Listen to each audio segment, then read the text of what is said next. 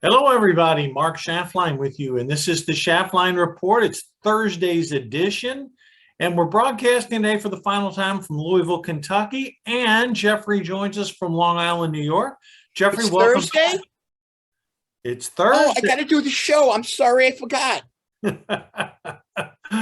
Happy Thursday to you. So, look, everybody's aware about the news of the Queen, and we'll talk about that a little bit here into the show. And our thoughts and prayers go out to the British people. Absolutely. But let's start with the main headline happening here in the United States. And Jeffrey, that is the absolute divisiveness of Joe Biden and the Democratic Party, and effectively what that party is doing.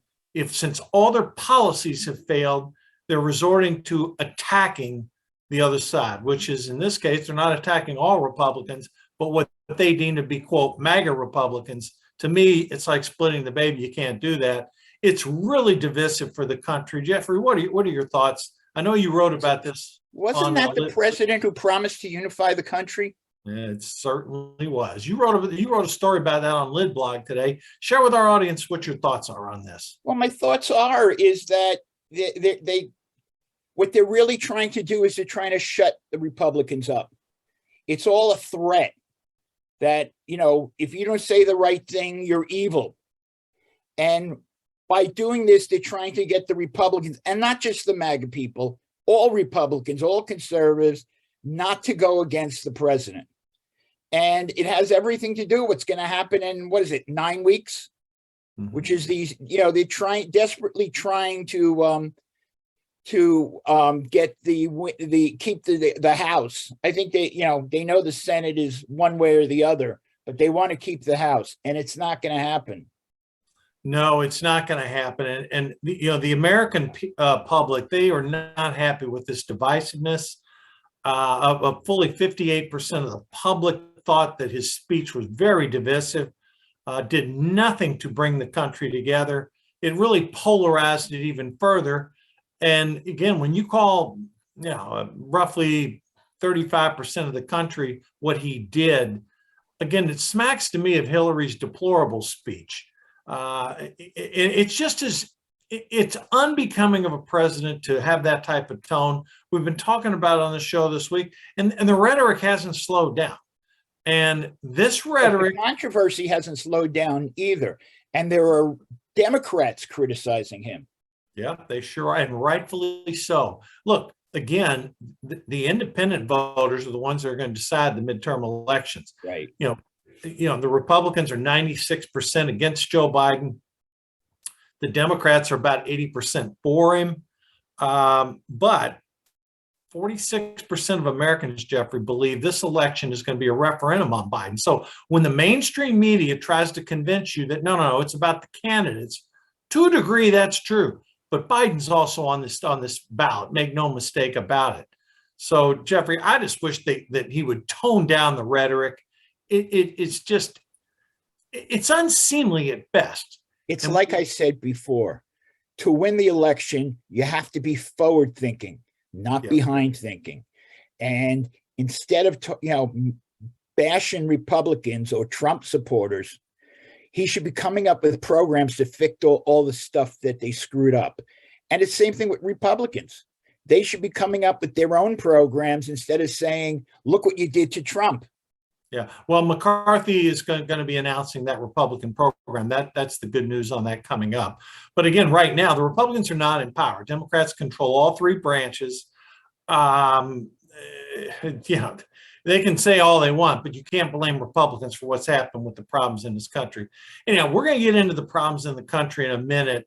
But let's take a moment to reflect. News just broke coming before our show that Queen Elizabeth of England, the longest serving monarch in British history, has passed at the age of 96. I know every network is running wall-to-wall specials on it right now. But Jeffrey, just a brief commentary from you on the relationship between the Queen and Englanders and the Queen in the United States. Well, first of all, she stayed out of politics, at least publicly, which let her keep the love from her country. and she was very into serving the country. I think that all of the world is upset that she passed away. On the other hand, I feel bad that they're stuck with Charlie, okay?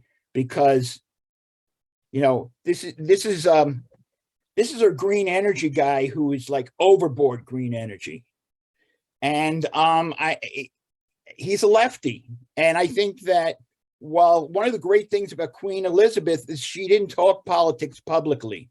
She would talk to the prime minister about it, but it would never be public. He's not going to be silent. I'm sorry, he's not going to be.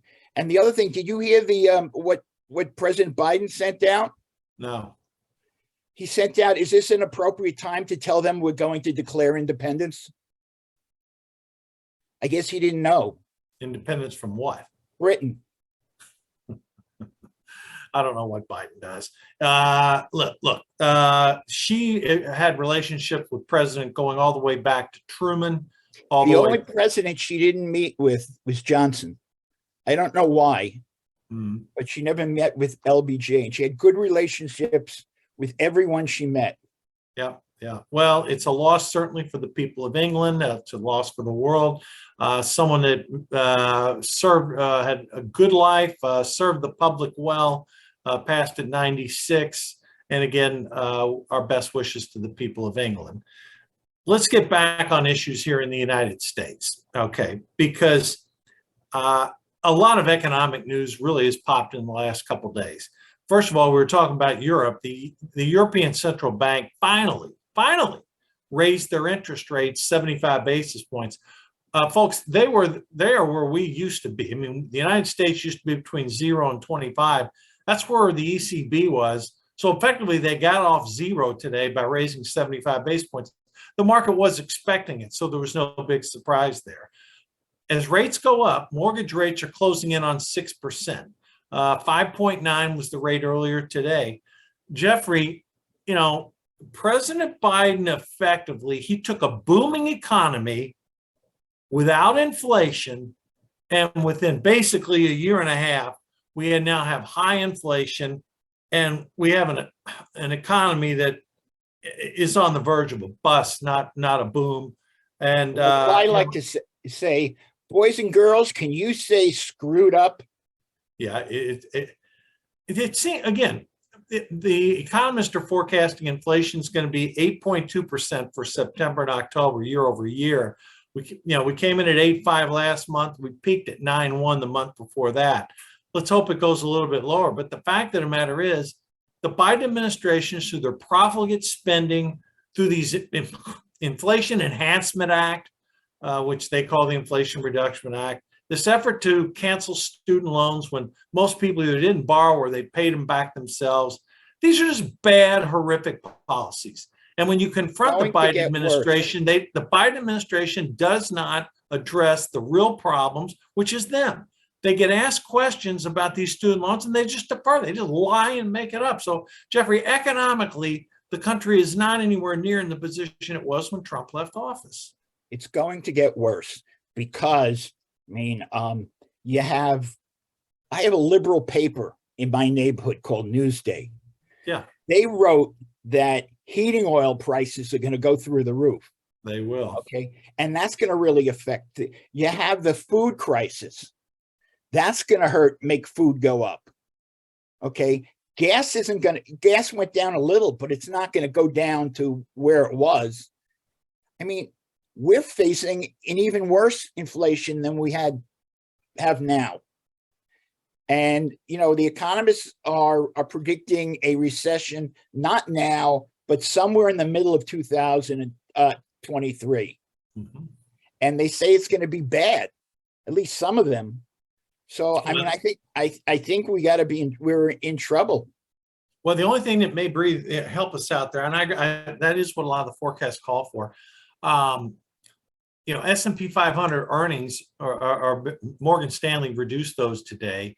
The one thing that will help us, it's not sort of factored in, oil was down for 85 straight days. Now, will it stay? I don't know. But commodity prices, a lot of those have crashed. And anything that goes into a house, those prices are down, lumber, et cetera, because, interest rates are moving up. across the globe, demand for commodities is going to be declining. So there is some opportunity to possibly, it may not be as severe, but on the other hand, yeah, it could be. And the Biden administration, they will not take ownership of their policies being responsible for this. And Jeffrey, you're right about that. A lot of food inflation is not going down. Labor costs are not going down.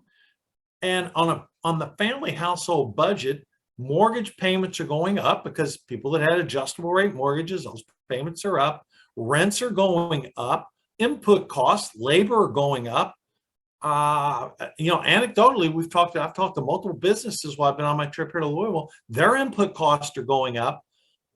Before anyone claims has a problem with rents going up, the people who own the property that charges the rent, their prices are going up. That's why they have to write.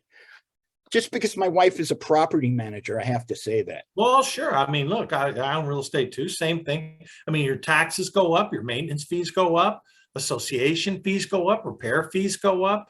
It's a cycle. So the fact that gasoline has come down is a help, but that's not the elixir bullet that we're looking for. So, yeah, it's not only that he's screwing up, it's that you don't feel he has compassion for the people.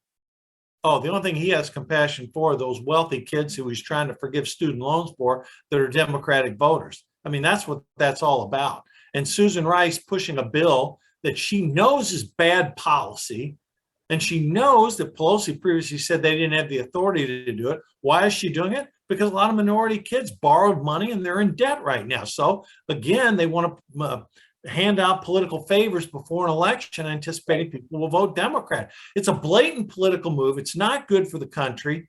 But again, that's who Biden is. He's a political person. He never had a real job in his life, came to the Senate at the age of 29. And like most people in his administration, most of which never had a real job. So what the hell do they know about business? Nothing. So it's a problem. We're going to have to deal with it. And I once wrote about his first foreign policy meeting as a senator. And he was speaking to Menachem Begin from Israel, who you didn't try to push around. No, I don't care who you are. Right. And he started on the table, and Begin said, "You don't do that to me." Yeah. Never. And he started like his whole history. I was in Russia. And his ego hasn't calmed down yet. Well, no. And the fact that he got elected president it's out of control. All right, look, we've talked economics. Stock market's up a little bit today. Investors are trying to shrug off these rising interest rates, but with the effect on S&P 500 company and earnings, I think Morgan Stanley's right. Earnings will come down next year. The Fed's going to continue tightening. That balance sheet runoff is slated. It is starting this month in September. Supposedly they're going to run off $95 billion a month. I just don't see any way you can avoid it. The idea of a soft landing, it's still out there, but it looks pretty narrow to me. Let me move on. The landing that we've seen is Apollo 11 when it landed on the moon. And you're not going to see another one now. I don't think so either. All right, let me move on to international story. Ukraine's defense ministry put out a memorandum. They killed 650 Russians the last 2 days in these attacks. Numerous equipment's been destroyed. They appear on the verge of taking back this port city of Kherson to give them access to the sea. And the United States just today announced another $2 billion of aid to Ukraine, of which almost $800 million of that is new weapons and weapons replenishment and existing weapon system. Jeffrey, again, it's incredible what the Ukrainians have been able to do. This is likely going to extend their battle efforts. My problem is, I don't trust the reports. Okay, I'm glad if it's right, but I want another source other than Ukraine. You know what I'm saying? Well, you're not going to get it out of Russia, that's for sure. Because right. But until I see them take over those provinces, it's hard for me to trust it. Both of us, we went through how many years of being told that we're winning the Vietnam War? That goes back a ways, but yeah, of course we I had can. hair then, Yeah. but I don't trust military until the leaders, not the soldiers, until like there's proof. Well, let's put it this way. European and U.S. defense officials are not contradicting what the Right. Ukrainian military has said. My belief, based upon reports I've read, again, I can't validate the source, they appear to be somewhat accurate reports. So we'll take that as good news. I just hope they stay away from the nuclear plant. Yeah, well, you hate to see any lives lost. And these Russian soldiers, they're not the ones that perpetrated this war. It's Putin that did. Putin. He views soldiers as nothing more. I mean, it has no effect whatsoever on them or their families. To me, they're just statistics. I mean, that's how Putin views them. And it's like being thrown into a meat grinder. When you lose that many troops in a day, that's a massive amount of people lost. Add in the equipment, and it's a debacle for the Russians. So, and these people have families. They're going to start. I mean, they've started complaining. I mean, I saw reports where if you were in Moscow, you would not even know there was problems in the war in Ukraine. Life is going on as normal. If you're in the Russian military, though, it's a different story. What a disaster, an absolute disaster. Anyhow, let me move on. Speaking of disasters, we always talk about domestic crime in this country. Jeffrey, I don't know if you caught it last night. We had an incident. It was all over Fox News last night. And it was here in Louisville, where I've been based for the last 3 weeks. It was all over the news here. A gunman in Memphis basically killed 4, injured 3, went on a killing spree last night. And the thing was on live stream on Facebook. Okay, Fox is showing it. We flipped across some networks to try to see other coverage. No mention of it at all on CNN. No mention on MSNBC. And I started saying, why is only one network? And of course, all the local stations covered it. Sure. Why were they care? I'll tell you why they didn't cover it. A, because the suspect was black. B, because he had gotten out on jail early. And that doesn't fit the narrative of those 2 networks.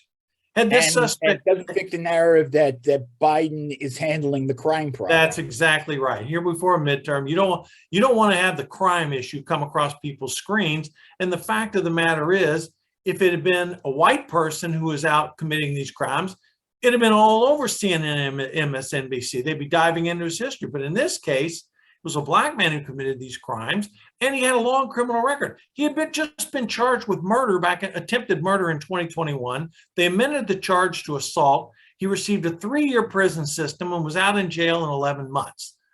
And the mayor of Memphis came out and said, had he been serving his prison term, 4 people would be alive today and 3 would not be injured in the hospital. Why this man did it, went on a killing spree, we don't know. But this idea of streaming something on Facebook, that was disgusting. It's just that I just question. I mean, how could someone do something like that? And yet I don't think he could be right in the head. I got it. Obviously not. Obviously not. But I don't believe that, if someone says not guilty on the basis of insanity, guess what? Doesn't matter. They shouldn't be in public. They shouldn't be around people. If they're crazy, you got to be in Congress or you got to be in jail. But this fits the Democratic pattern of wanting people to be out of jail, even violent offenders. And we're going to talk a little bit more about Mandela Barnes later in the show, Senate candidate in Wisconsin, who advocated some pretty radical things. But again, this is not just isolated to Memphis. Memphis happened to be the story of the night. It's happened all across the country. It happens in Chicago every weekend, New York City. You've experienced it there, Los Angeles, Baltimore, Philadelphia. It's everywhere. And why is the crime rate up so high? The only answer I can possibly fathom is because they're letting people out of jail sooner rather than later. Lax crime, police get vilified, and the Biden administration has shown no initiatives at all to support the police. So, I mean, this is a situation that's bad and getting worse. Now, when people go to vote, how important is it that they can live in the safety of their home without being worried about crime? Crime's up there as far as issues the American people are concerned about. And Jeffrey, this is just symptomatic about what happens in this country. Well, in New York City, a year and a half ago, they cut $2 billion out of the budget. And cops are so angry that they're not getting any support. They're quitting or they're taking early retirement. Yeah. So, and that's the best ones, the ones that have been around for a while. So, of course, crime's going to go up. Yeah. Well, that's happened. Yeah. And that's happening all over. Yeah. Well, speaking of crime that's happening, okay, which we talked about there, the other issue that's happening that gets scant media coverage is what's happening again at our border. We talk about it all the time. 103 more migrants were sent to Chicago by the state of Texas. Muriel Bowser, the mayor of DC, says this problem was a man-made problem. No, it's not. It's the Biden administration that has an open border policy. And Washington City, the city, is getting now the benefit of receiving all the illegals as a sanctuary city. And the state of Texas said, to heck with this. We're going to send them to Chicago. We're going to send them to New York. We're going to send them to DC and let them feel the effects of what we're having to deal with here. Jeffrey, we have 1 million illegal immigrants in this country who are seeking asylum, basically flaunting the asylum laws and the generosity of the American people. And the American people are having to pay. They're putting them up in hotels, paying for their meals. Obviously, if a kid comes into this country, not only parents, hotels, we're talking about really nice hotels that I listen, couldn't afford if I was all over the country, they're being put up. And look, our laws stipulate if a child comes in, they have to be educated, no harm, no foul there. But here again, there are 1 million people seeking asylum. There's another 4 million people that turned themselves in or were caught at the border that have court dates scheduled. 5 million people in total. And the Biden administration effectively has an open border policy. We didn't have this under President Trump. We didn't have crime at the level it was now. We didn't have these border problems. We didn't have inflation. So, when Democrats are out there demagoguing Republicans saying, oh, they're this and they're that, and they're MAGA and they're radical. Well, I'll tell you what, call me radical if I want low inflation, low crime, and a safe border. I'll plead guilty to that. They say that protecting the border is inhumane. Well, last week, 100 people died crossing the Rio Grande. That's inhumane. Yeah. Countries have borders for a reason, okay? And the United States is no different. Now, we take in our fair share to seek asylum, but not 1 million people coming in. That's insane. Plus, asylum isn't supposed to be economic. It's right. It's supposed to be you're being tortured, or something like that. And that's what asylum is. Well, the liberal Democrats, the weak knees, the bleeding hearts. I mean, they're going to let everybody in. That's what they want. That's what the radical left wants, to change the politics in this country. And unfortunately, they're having some success at it because we do have an open border. Now it's just some of the northern cities are getting them the illegal shipped, from Texas up to those northern cities. Well, the mayor of Washington asked for money to help and National Guard. Well, that was first. Now they're asking for money to help them settle the illegal immigrants. What about Texas? Yeah, Texas gets most of them. Arizona. Yeah, they should get some money. Mm-hmm. Yeah, and that doesn't even take into account. You mentioned the people that died. About the people that were in that truck that suffocated, the people that drowned in the river, the ones that don't make it through the desert, the ones that don't pay the cartels, all the drugs coming in with the overdose. I mean, it is a mess down there. So Biden messed up the economy. He's messed up the border. Crime's out of control. I mean, he screwed all this stuff up, and yet he's trying to make the case that Democrats should remain in power. Don't forget, he's also screwed up our foreign policy. Yeah, that's a whole nother topic. We could get. You're right. Let me just say 2 words: Russia, China. That's it. Right. Going back to England for a minute, economically speaking, now they got a big energy problem in England. The new prime minister made one good decision and one bad decision. One good decision, she's now reopened fracking to British domestic producers. That was stopped previously. So she's allowing that because Britain is in an energy crisis and it's growing. The bad policy is they're going to implement price controls to cap what British families pay in energy bills.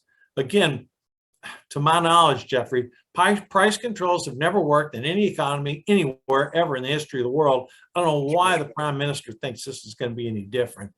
So one good policy, one bad policy. I remember when Nixon did it, and as soon as they were ended, we had inflation, bad inflation. That's what happens with price controls. Well, we're in the midst of the inflation now, and they have it just as bad over in England as we do here in the United States. Again, too many dollars, too many euros flood the market, you're going to get inflation. Let me shift to domestic politics.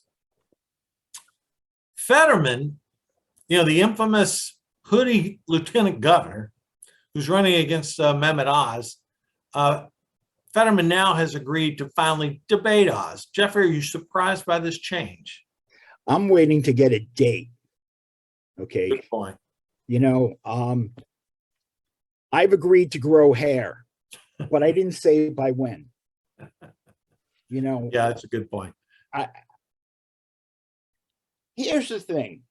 If he doesn't debate, okay, then what he's saying is that I can't be a senator because the Senate is supposedly all debate. Yeah. Okay.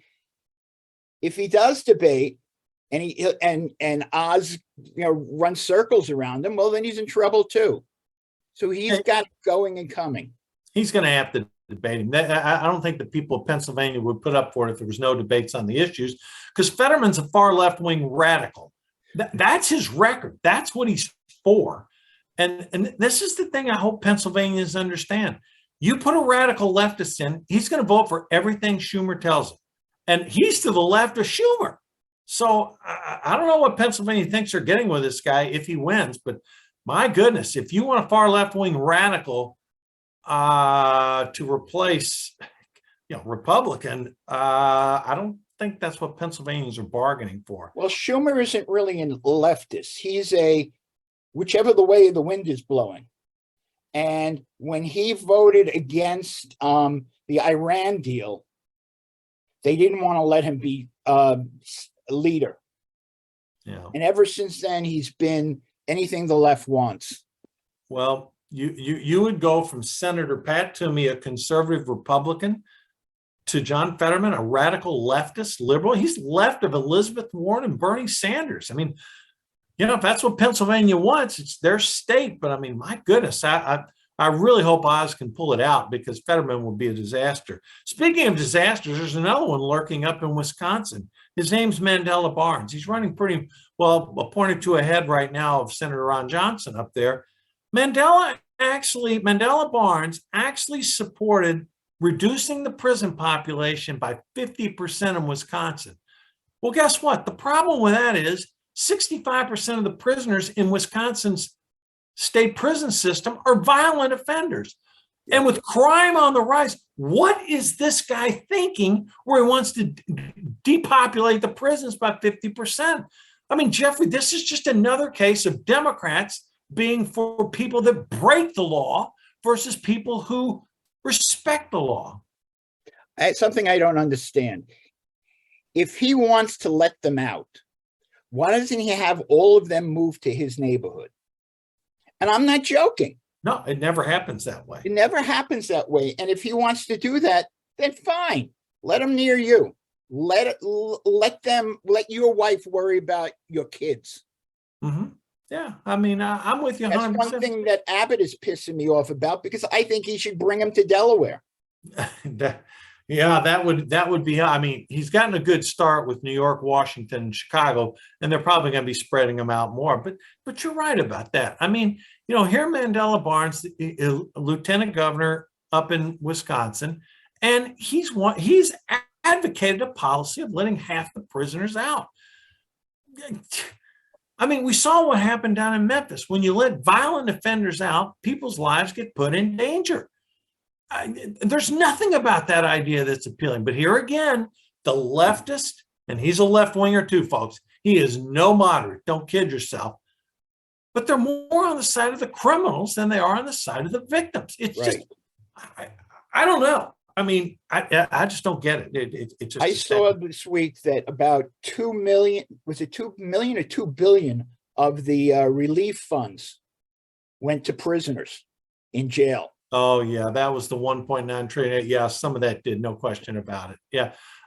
Look, that goes all the way back to the first quarter of 2021 when the Biden administration passed that. So, so many things that could be happening. It just amazes me, though, Jeffers, we head into the fall midterms. You know, Republicans right now are favored to win the House anywhere from a minimum of 5 seats up to a maximum of 25. The Real Clear Politics average is 22. A lot of analysts are saying it's going to be 15 to 20. They are likely to gain control of the House. The Senate could flip either way. Right now it's 46-46. 7-8 seats are up for grabs. We'll see how it goes. All these races are going to be tight. And again, voting starts in about 5 weeks, about mid-October in some of these races. So we really don't have 9 weeks till election day. We've really got about 5. 5, yeah. And even the governorships are going a little weird, except for Georgia. Yeah, Georgia, Stacey Abrams is behind Brian Kemp, and that's got all the liberal Democrats. She hasn't conceded the last election yet. I know. I'm not joking. I know. It's just it's so half standard. Brian Kemp is looking like he could pull that one out and win a second term. Michigan, she's well ahead in Michigan. Governor Whitmer. New York might flip. It could. Lee Zeldin is moving up. Yeah, he was within 5 points of Kathy Hochul. And I happen to like him. I know. You mentioned that.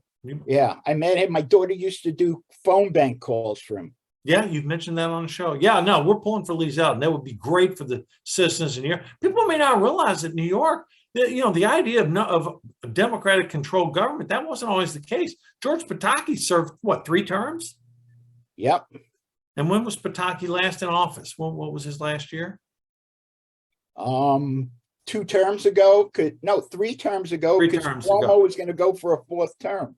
Yeah. So yeah, he was probably like 2004, 6, somewhere. But he also wanted his picture next to the cross on every church in New York.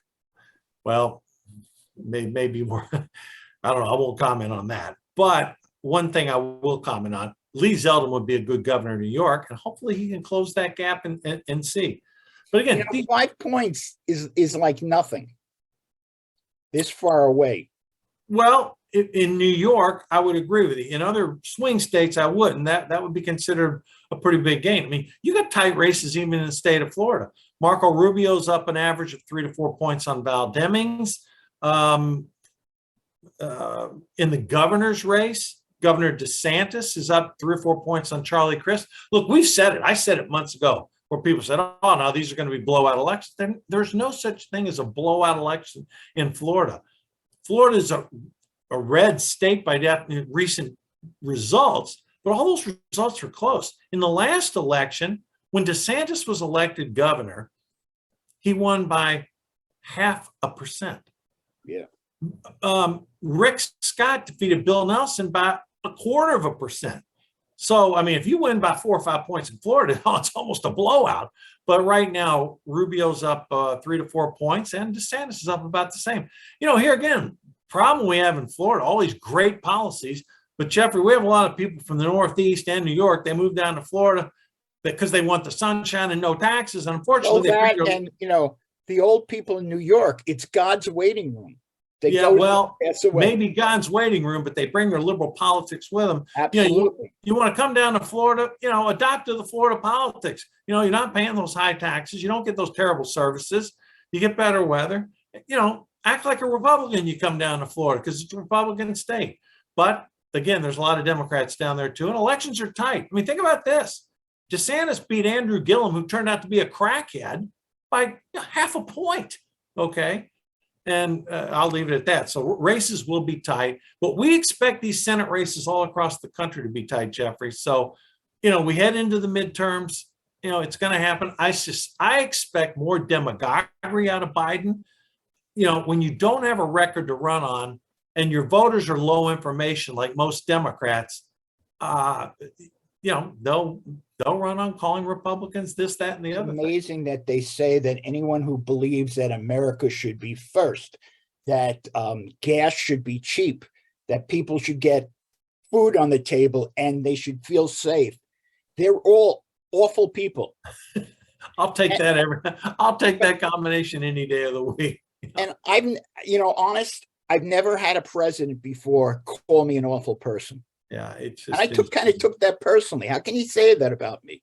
Yeah, well, because I tell you, Joe Biden's been in politics since the age of 29. He's never had a real job. His policies, again, Bob Gates, who served 7 presidents, said he was wrong on everything. And unfortunately, that's continued. We're all having to suffer through it right now. All right, Jeffrey, 30 seconds left. Close it out for us. Where we go from here? Where we go, it's going to be an interesting week coming up because we're getting closer and closer. And the tyranny and the angry statements are going to get worse. But like I always say, in the end, this is the greatest country in the world. And if you ask me a year from now, we're still going to be the greatest country in the world. Yeah, I concur Even with in you. Kentucky. We'll get through this situation with Biden. Hopefully in the midterms, we can, win the House, maybe win the Senate. That would be great and would put a stop to all these horrific policies. Amen. But again, Jeffrey, thank you for joining me today. Folks, Thanks for having me. Yeah, I'll be traveling down back to Florida tomorrow. I'll be down there for a while. We'll be broadcasting from Florida early next week. So again, I can't thank the people of Louisville enough, particularly State Farm, for allowing me to, host the show from their offices. My brother's doing very well for the many of you who have asked. So thanks everybody for your patience since we've done the show from the road for the past 3 weeks. Jeffrey, I look forward to talking to you next week. I'll be back in our West Coast studio by then. And football starts on Sunday. Yes. Yes. NFL starts Sunday. College football got off to a great start. Actually, NFL starts tonight with the Rams and the Bills. So should be a great football season coming up. We'll be watching. Folks, thanks for viewing. My heart. Yeah, I know your Jets are it's going to be tough here for them. Folks, again, thanks for viewing. Thanks for listening. And again, our best wishes to the people of England. Everybody stay safe. We'll cut through this propaganda. We'll be at it again on Monday. Have a great weekend coming up. See you on Monday. Thanks, everybody.